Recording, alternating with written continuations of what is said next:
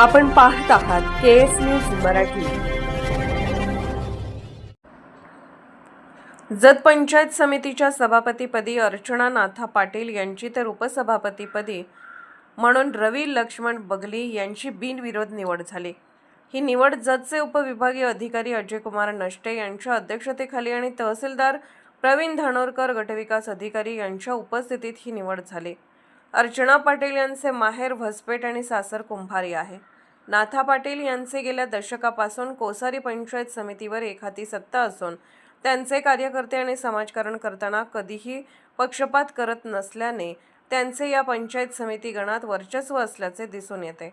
प्रामाणिक कार्यकर्त्याला बळ देण्यासाठीच आमदार गोपीचंद पडळकर यांनी नाथा पाटील यांना त्यांच्या पत्नीच्या माध्यमातून पंचायत समितीचे सभापती देऊन ताकद दिली आहे।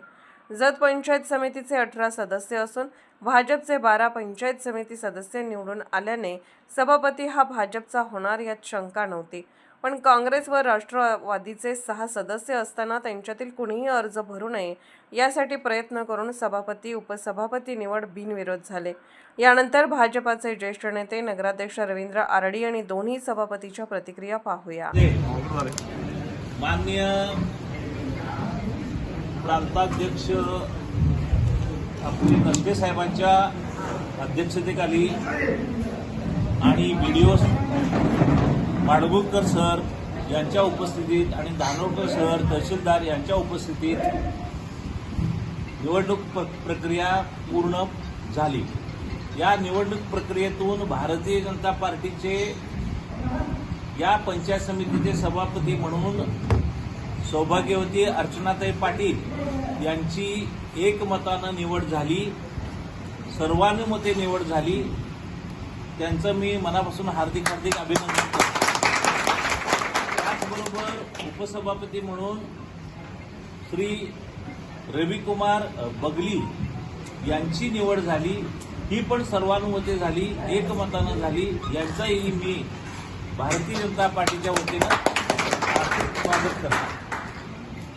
या निवडीमुळं संपूर्ण जत तालुक्यामध्ये भारतीय जनता पार्टी मोठ्या प्रमाणामध्ये विजयी झालेली आहे। 12 सदस्य पहिल्यांदाच निवडणुकीमध्ये निवडून आल्यानंतर नगरपालिका सुद्धा या भारतीय जनता पार्टीचा झालेली आहे। जिल्हा परिषदेमध्ये 9 पैकी 8 जिल्हा परिषद सदस्य निवडून आलेले आहेत। माननीय आमदार गोपीचंद पडळकर साहेबांच्या विकासाचा हा वारू, याची घोडदौड ही लोकांच्या मनापर्यंत पोचल्यामुळं हा एवढा मोठा विजय जतमध्ये पहिल्यांदाच भारतीय जनता पार्टीला मिळत आहे।